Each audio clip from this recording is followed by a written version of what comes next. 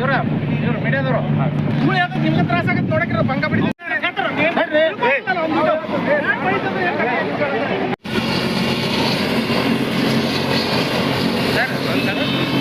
ಸರಿಪ್ಪ ಸರಿ ಅಟ್ಟ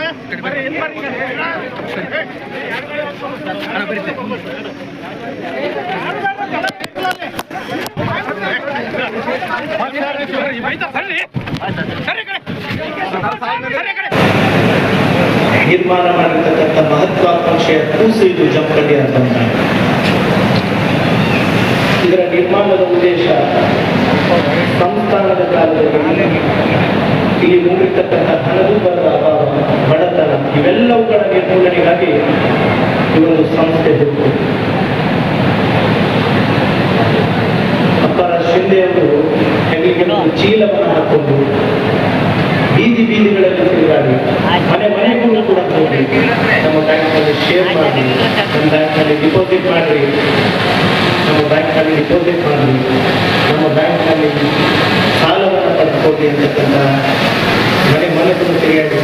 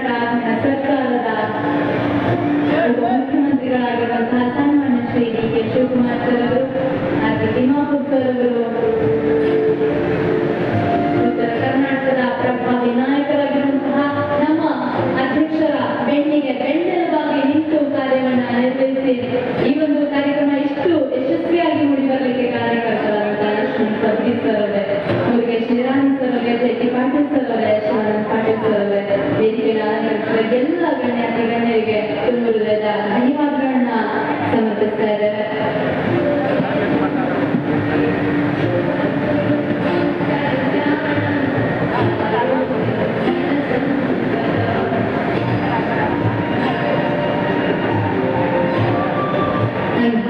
ಕತ್ತಲೆಯನ್ನು ಹೊಡೆದುಡಿಸುವಂತಹ ಈ ಒಂದು ಭವ್ಯ ಕಾರ್ಯಕ್ರಮಕ್ಕೆ ಚಾಲನೆಯನ್ನು ನೀಡ್ತಾ ಇದ್ದೇವೆ. ದಯವಿಟ್ಟು ಎಲ್ಲರೂ ಎದ್ದು ನಿಂತು ನಾಡ ಗೀತೆಗೆ ಗೌರವವನ್ನ ಸಮರ್ಪಿಸಬೇಕು ಅಂತ ತಮ್ಮೆಲ್ಲರಲ್ಲಿ ವಿನಂತಿಯನ್ನ ಮಾಡ್ತಾ ಇದ್ದೇನೆ. ಕೊನೆಗೆ ಸಾಹೇಬರು ಬರ್ತಾರೋ ಇಲ್ಲೋ ಅಂತಕ್ಕಂಥದ್ದು ಕೂಡ ನಮಗೆ ಬಹಳಷ್ಟು ಆಭಾಸ ಉಂಟು ಮಾಡಿದೆ. ರಾತ್ರಿ ಬೆಂಗಳೂರಿಗೆ ಹೋದೆ. ಹೋದ ಕೂಡಲೇ ಅಲ್ಲಿ ನೋಡಿದ್ರೆ ನಮ್ಮ ಟಿವಿ ಒಳಗೆ ನನ್ನ ಜಮಖಂಡಿ ಹತ್ತಿರ ಇಲ್ಲ. ಶ್ರೀಧರ್ ಸರ್ ಹೇಳಿದ್ರು, ಕಾರ್ಯಕ್ರಮನ ಒಂದಿನ ಮುಂದರೆ ಹಾಕು ಇಲ್ಲ ಹಿಂದರೆ ಹಾಕು ಅಂದ್ರೆ ನೀವು ಬರ್ತಾರಪ್ಪ ಅಂತಕ್ಕಂಥ ನಾವು ತಿಳ್ಕೊಂಡು ಸರ್ ಹಂಗಾದ್ರೆ ಬೇಕಾದ್ರೆ ನೀವು 100 ವರ್ಷ ನಮ್ಮ ಕಾರ್ಯಕ್ರಮಕ್ಕೆ ಬರಬೇಕು.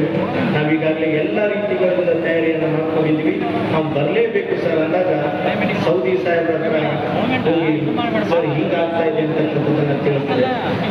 ಸೌದಿ ಸಾಹೇಬ್ರು ಹೇಳಿದ್ರು, ನೀನೇ ತಲೆ ಬರ್ಕೊಳ್ಳೋಕೆ ಹೋಗ್ಬೇಡ, ನಾ ಅದೀನಿ ಸಾಹೇಬ್ರು ಹೆಂಗರೆ ಮಾಡಿ ನನಗೆ ಕಳಿಸ್ತೀನಿ.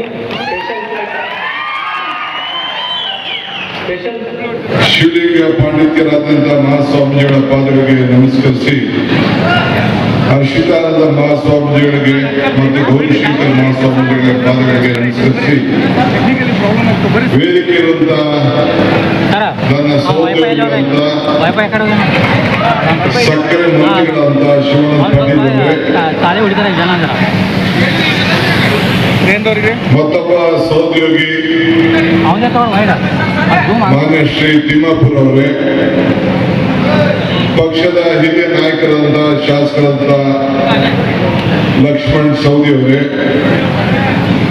ಸ್ಥಳೀಯ ಶಾಸಕರಾದಂಥ ಮಿತ್ರ ಅಂತ ಜಗದೀಶ್ ಕುಲಕರ್ಣಿ ಅವರೇ, ನಮ್ಮ ಹಿರಿಯ ನಾಯಕರಾದಂಥ SR ಪಾಟೀಲ್ ಅವರೇ, JD ಪಾಟೀಲ್ ಅವರೇ, ನಮ್ಮ ಮಿತ್ರ ಅಂತ ಆನಂದ್ ನ್ಯಾಮಗೌಡ್ರೆ ಮಾಜಿ ಶಾಸಕರು, ನಮ್ಮ ಹಿರಿಯ ರಾಜಕಾರಣಿಗಳು, ಮಾಜಿ ಮಂತ್ರಿಗಳು, ಸ್ನೇಹಿತರಾದಂಥ ಮುರುಗೇಶ್ ನಿರಾಣಿರವರೇ, ಶ್ರೀಕಾಂತ್ ಕುಲಕರ್ಣಿ ಅವರೇ, ನನ್ನ ಮಿತ್ರ ಅಂತ ಉಪಾಧ್ಯಕ್ಷ ಅಂತ ಅಜಯ್ ಕುಮಾರ್ ಸರ್ನಾಯ್ಕ ಅವರೇ, ನನಗೆ ಅಧ್ಯಕ್ಷ ಆಗಿದ್ದಂತ ಮಾಜಿ ಶಾಸಕರಂತ ಜಿಲ್ಲಾ ಕಾಂಗ್ರೆಸ್ ಅಧ್ಯಕ್ಷ ಅಂತ ನಂಜೇಮಠ್ರವರೇ, ಇನ್ನು ವೇದಿಕೆಯಲ್ಲಿ ಬಹಳ ಜನ ಎಲ್ಲರ ಆಶೀರ್ವಾದದಿಂದ ಈ ರಾಜ್ಯದಲ್ಲಿ ಕಾಂಗ್ರೆಸ್ ಸರ್ಕಾರ ಅಧಿಕಾರದಲ್ಲಿದೆ.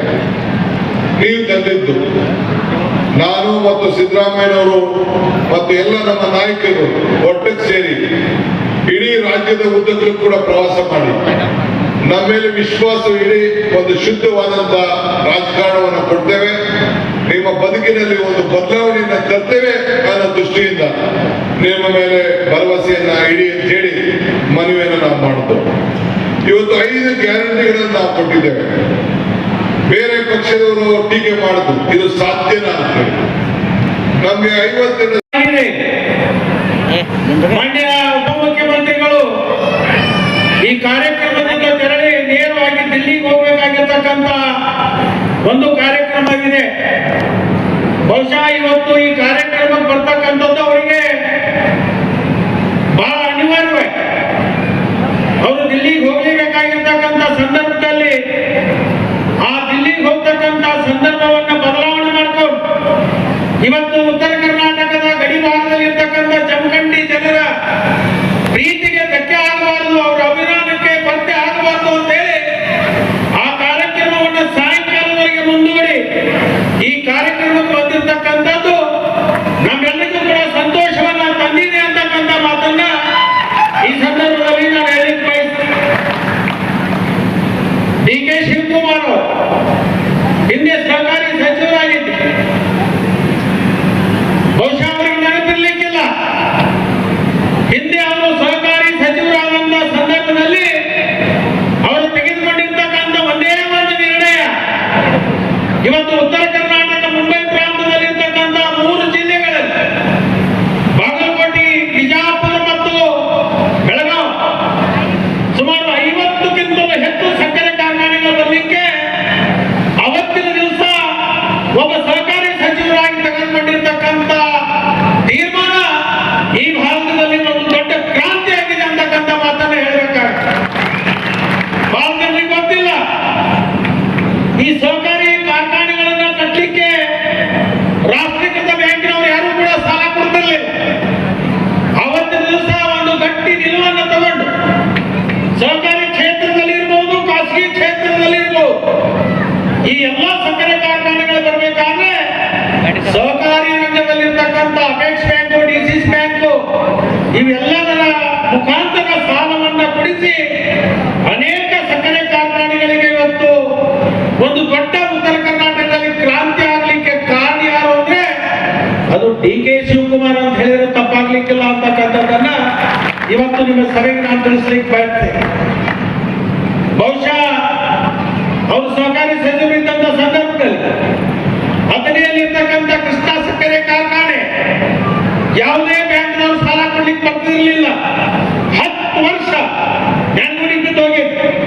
ಅವತ್ತಿನ ದಿವಸ ಡಿ.ಕೆ. ಶಿವಕುಮಾರ್ ಅವರು ಸಹಕಾರಿ ಮಂತ್ರಿಗಳಾದ ಮೇಲೆ ಅಥಣಿಯಲ್ಲಿರ್ತಕ್ಕಂಥ ಕೃಷ್ಣ ಸಹಕಾರಿ ಸಕ್ಕರೆ ಕಾರ್ಖಾನೆಗಳಿಗೆ ಅಪೆಕ್ಸ್ ಬ್ಯಾಂಕಿನ ನೇತೃತ್ವದಲ್ಲಿ ಇವತ್ತು ಆ ಸಕ್ಕರೆ ಕಾರ್ಖಾನೆಗಳಿಗೆ ಸಾಲವನ್ನು ಕೊಡಬೇಕು ಅಂತ ತೀರ್ಮಾನ ಆದ್ಮೇಲೆ ಈ 3 ಜಿಲ್ಲೆಯಲ್ಲಿ ಸುಮಾರು 50 ಕಾರ್ಖಾನೆಗಳಾಗಿವೆ. ಇಲ್ಲಿ ಮುರುಗೇಶ್ ನಿರಾಣಿ ಅವರಿಲ್ಲ. ಮೊದಲು ಮುರುಗೇಶ್ ನಿರಾಣಿ ಅವರಿಗೆ ಯಾವುದೇ ರಾಷ್ಟ್ರೀಕೃತ ಬ್ಯಾಂಕಿನ ಸಾಲ ಕೊಡ್ತಿರ್ಲಿಲ್ಲ. ಆದ್ರೆ ಇವತ್ತು ಅವರಿಗೆ ಗೊತ್ತಿದೆ, ಅಪೆಕ್ಸ್ ಬ್ಯಾಂಕ್ ಬಿಜಾಪುರ ಜಿಲ್ಲಾ ಮಧ್ಯವರ್ತಿ ಬ್ಯಾಂಕ್, ಬಾಗಲಕೋಟೆ ಜಿಲ್ಲಾ ಮಧ್ಯವರ್ತಿ ಬ್ಯಾಂಕ್, ಬಿಜಾಪುರ ಜಿಲ್ಲಾ ಮಧ್ಯವರ್ತಿ ಬ್ಯಾಂಕ್ ಮತ್ತು ಬೆಳಗಾವಿ ಇರ್ಬೋದು, ಮಂಗಳೂರು ಇರ್ಬೋದು, ಈ ಎಲ್ಲಾ ಸಹಕಾರಿ ರಂಗದಲ್ಲಿ ಇರ್ತಕ್ಕಂಥ ಬ್ಯಾಂಕ್ಗಳು ಸಾಲವನ್ನ ಕೊಡ್ಲಿಕ್ಕೆ ಪ್ರಾರಂಭ ಆದ ಮೇಲೆ ಇವತ್ತು ಉತ್ತರ ಕರ್ನಾಟಕದಲ್ಲಿ ಅತಿ ಹೆಚ್ಚು ಸಕ್ಕರೆ ಕಾರ್ಖಾನೆಗಳು ಬರಲಿಕ್ಕೆ ಕಾರಣ ಏನಂದ್ರೆ ಇವತ್ತಿನ ದಿವಸ ಕೂತಿರ್ತಕ್ಕಂಥ ಎಲ್ಲ ಸಹಕಾರಿಗಳು. ಇವತ್ತು ಅಜಯ್ ಕುಮಾರ್ ಸರ್ನಾಯಕ್ ಇರ್ಬೋದು, ಶಿವಾನಂದ ಪಾಟೀಲ್ ಇರ್ಬೋದು, ಬೆಳಗಾವಿ ಜಿಲ್ಲಾ ಮಧ್ಯವರ್ತಿ ಬ್ಯಾಂಕ್ ಇರ್ಬೋದು, ಅದರಲ್ಲಿ ವಿಶೇಷವಾಗಿ ಜಮಖಂಡಿ ಅರ್ಬನ್ ಬ್ಯಾಂಕ್ ಕೂಡ ಅದರ ಪಾತ್ರ ಬಹಳ ದೊಡ್ಡದಿದೆ ಅಂತಕ್ಕಂಥದ್ದು ನಾವು ಯಾರು ಮಾಡಲಿಕ್ಕೆ ಸಾಧ್ಯ ಇಲ್ಲ. ಇವತ್ತು ಜಮಖಂಡಿಯಲ್ಲಿರ್ತಕ್ಕಂಥ ಜಮಖಂಡಿ ಸಕ್ಕರೆ ಕಾರ್ಖಾನೆ ಇವತ್ತು ಚಿಕ್ಕಬಳ್ಳಾಪುರಕ್ಕೆ ಹತ್ರ ಇರ್ತಕ್ಕಂಥ ಬ್ಯಾರೇಜು ಇವತ್ತು ನಿಂತು ಇವತ್ತು ಈ ಭಾಗದ ಜನರಿಗೆ ಅದು ಆಶ್ರಯ ಆಗ್ಲಿಕ್ಕೆ ಕಾರಣ ಏನು ಅಂತಂದ್ರೆ ಅದು ಜಮಖಂಡಿ ಅರ್ಬನ್ ಬ್ಯಾಂಕ್ ಅಂತ ಸಂದರ್ಭದಲ್ಲಿ ನಾನು ಹೇಳಲಿಕ್ಕೆ ಬಯಸ್ತೇನೆ. ಆ ಒಂದು ಇತಿಹಾಸಗಳಿರ್ತಕ್ಕಂಥ ಬ್ಯಾಂಕಿನ ಒಂದು ಕಟ್ಟಡದ ಉದ್ಘಾಟನಾ ಸಮಾರಂಭದಲ್ಲಿ ನಾವೆಲ್ಲರೂ ಭಾಗಿಯಾಗ್ತಕ್ಕಂಥದ್ದು ನಮ್ಮ ಸೌಭಾಗ್ಯ ಅಂತ ಹೇಳಿ ಈ ಸಂದರ್ಭದಲ್ಲಿ ನಾನು ಹೇಳ್ಕೊಳ್ಳಿಕ್ಕೆ ಬಯಸ್ತೇನೆ. ವಿಶೇಷವಾಗಿ ಅವತ್ತಿನ ಹಿರಿಯರಾಗಿರ್ತಕ್ಕಂಥ ಅಪರಾಜ್ ಶಿಂದೆ ಅವರು ಈ ಬ್ಯಾಂಕನ್ನ ಕಟ್ಟಿ ಇವತ್ತಿನ ದಿವಸ ನನಗೆ ಎಷ್ಟು ಸಂತೋಷ ಅಂದ್ರೆ ನೋಡಿ, ಅನೇಕ ಜನ ಹಿರಿಯರಿದ್ದಾರೆ ಬ್ಯಾಂಕಿನಲ್ಲಿ ನಿರ್ದೇಶ, ಅದು ಹಳೆ ಬೇರು ಹೊಸ ಚಿಗುರು ಅನ್ನೋ ಹಾಗೆ ಆ ಹಿರಿಯರೆಲ್ಲರೂ ಕೂತ್ಕೊಂಡು ಮಾರ್ಗದರ್ಶನವನ್ನು ಮಾಡಿ ಒಬ್ಬ ಯುವಕನ ಕೈಯಲ್ಲಿ ಚುಕ್ಕಾಣಿಯನ್ನು ಕೊಟ್ಟು ಈ ಬ್ಯಾಂಕನ್ನು ಮುಂದೆ ನಡೆಸುವಂತಕ್ಕಂಥ ಒಂದು ಒಳ್ಳೆಯ ಗುಣವನ್ನು ಹೊಂದಿರತಕ್ಕಂಥ ಈ ಆಡಳಿತ ಮಂಡಳಿಗೆ ಮಾದರಿಯಾಗಿದೆ ಅಂತಕ್ಕಂಥ ಮಾತನ್ನ ಈ ಒಂದು ಸಂದರ್ಭದಲ್ಲಿ ನಾನು ಹೇಳಲಿಕ್ಕೆ ಬಯಸ್ತೇನೆ. ವಿಶೇಷವಾಗಿ ನಾನು ಡಿ.ಕೆ. ಶಿವಕುಮಾರ್ ಅವರಿಗೆ ನನ್ನೊಂದು ವಿನಂತಿ ಅದು, ಬಹುಶಃ ನಮ್ಮ ಭಾಗದಲ್ಲಿ ಇರ್ತಕ್ಕಂಥ ಯಾರೋ ನೀರಾವರಿ ಸಚಿವರು ಅವರ ದಿಟ್ಟತನ ತೋರಲಿಲ್ಲ, ಅವರ ಒಂದು ನಿರ್ಲಕ್ಷ್ಯ ಭಾವನೆಯಿಂದ ಈ ಭಾಗದಲ್ಲಿ ಇರ್ತಕ್ಕಂಥ ಅನೇಕ ಜ್ವಲಂತ ಸಮಸ್ಯೆ ಆಗಿರ್ತಕ್ಕಂಥ ಕೃಷ್ಣಾ ಮೇಲ್ದಂಡೆ ಯೋಜನೆ ಸುಮಾರು 2 ಲಕ್ಷ ಎಕರೆ ಜಮೀನು ಇವತ್ತು ಮುಳುಗಡೆ ಆಗ್ತಕ್ಕಂಥದ್ದು ಏನಿದೆಯೋ ನಿಮ್ಮ ಕಾಲಾವಧಿಯಲ್ಲಿ ಅದಕ್ಕೆ ಪರಿಹಾರವನ್ನು ಕೊಟ್ಟು ಅದು 519 ಬದಲಿಗೆ 524 ನಿಲ್ಲಿಸಿದೆ. ಬಹುಶಃ ಆ ಡ್ಯಾಮದ ಮೇಲೆ ಡಿ.ಕೆ. ಶಿವಕುಮಾರ್ ಅವರ ಪುತ್ಥಳಿಯನ್ನು ನಿಲ್ಲಿಸುವಂತ ಕೆಲಸವನ್ನ ನಾವು ಮಾಡ್ತೀವಿ ಅಂತಕ್ಕಂಥ ಮಾತನ್ನ ಈ ಸಂದರ್ಭದಲ್ಲಿ ನಾನು ಹೇಳಲಿಕ್ಕೆ ಬಯಸ್ತೇನೆ. ಇದು ಪ್ರಮುಖವಾಗಿರ್ತಕ್ಕಂಥ ಬೇಡಿಕೆ. ಈ ಭಾಗದ ಒಂದು ಬಹುದಿನಗಳಿಂದ ನಿಂತಿರ್ತಕ್ಕಂಥ ಯೋಜನೆ ಕೃಷ್ಣಾ ಮೇಲ್ದಂಡೆ ಯೋಜನೆ 524ಕ್ಕೆ ನೀರು ನಿಲ್ಲಿಸಿದ್ರೆ ಈ ಭಾಗ ಸುಜಲಂ ಸುಫಲಂ ಆಗುತ್ತೆ ಅಂತಕ್ಕಂಥ ಮಾತನ್ನ ಈ ಒಂದು ಸಂದರ್ಭದಲ್ಲಿ ನಾನು ಹೇಳಲಿಕ್ಕೆ ಬಯಸ್ತೇನೆ.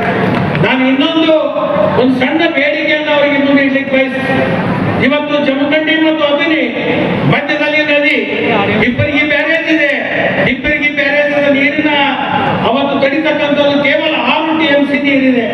ಬೇಸಿಗೆ ಕಾಲದಲ್ಲಿ ನಮಗೆ ಬಹಳ ಸಮಸ್ಯೆ ಆಗುತ್ತೆ.